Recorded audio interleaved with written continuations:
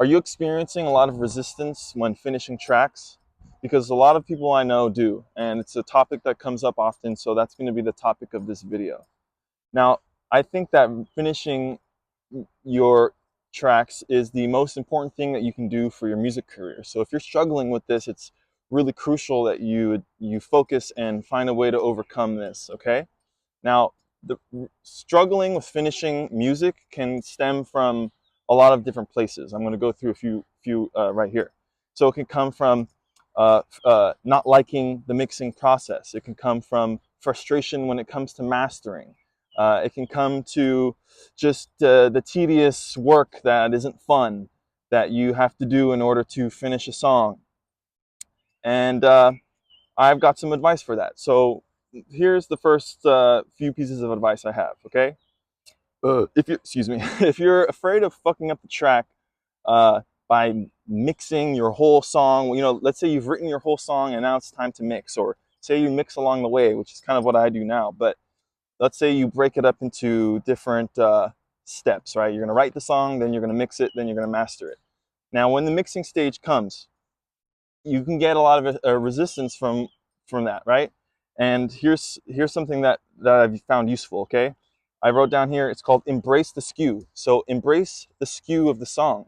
If your song uh, is bass heavy, you know, accept it. Embrace the bass heaviness. Don't think that you have to change your song too much. But also, in the opposite end of this is rejecting the formula.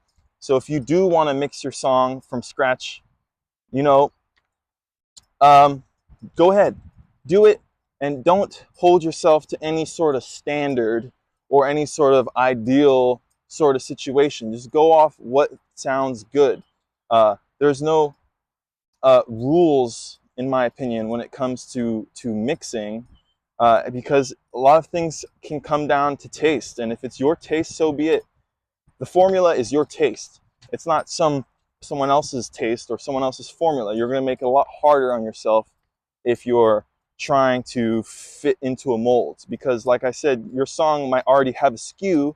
So if you're trying to fit into a mold that isn't what your song is skewed towards, that's going to be more work. So either embrace your skew or scrap it all and throw the fucking formula out the window and just go ham. Do whatever you want, right? Um, and this ties into the saying that I have from Bonsai. It's wabi sabi, which means embracing imperfection, uh, allowing things to flow naturally, that they're the way that they are going to flow, and kind of being unattached to the outcome. Okay.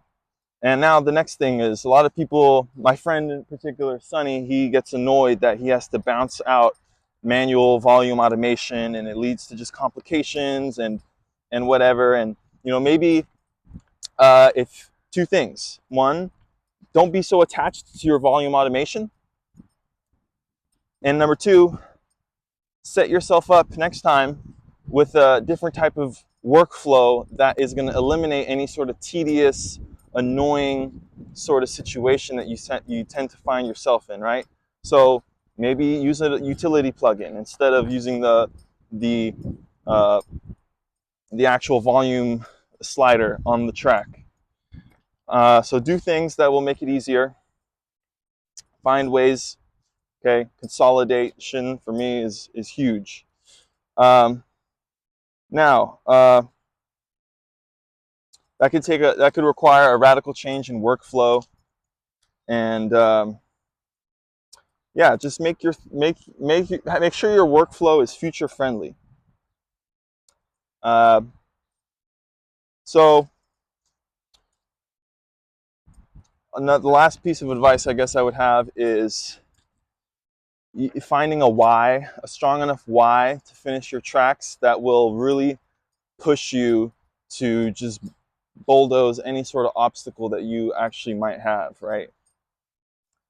And yeah, so there's my advice. Take it or leave it.